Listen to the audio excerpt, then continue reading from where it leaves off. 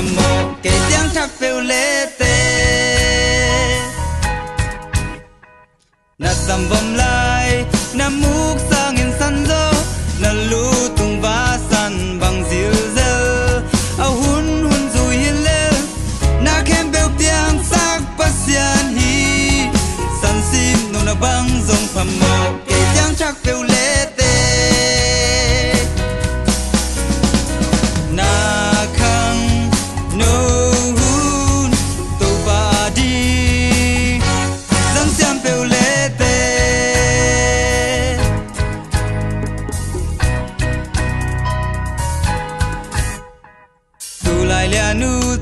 kết đáp tu sang kít đêm thỏa giống thỏa thế lâu này bông lơ ao hun hun rùi hin lơ na kem bêu piang sắc pasian hi pini sang pia giống phàm mộ kê phú kê bêu lê tê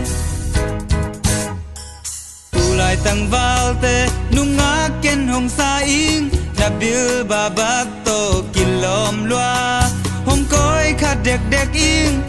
na bil ba ba to kilom loa suy bil bay lai le sai dan de kilom loi ve te na khang no to ba di zang siam bil le te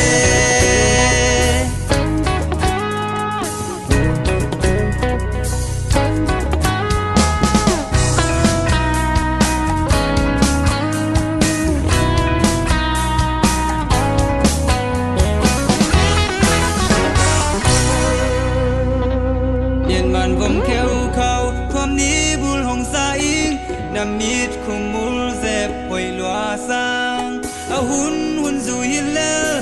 na kem bêu piang sắc pasian hi bông lia cây nạc lê phong mộ cây piang thắc bêu lê tê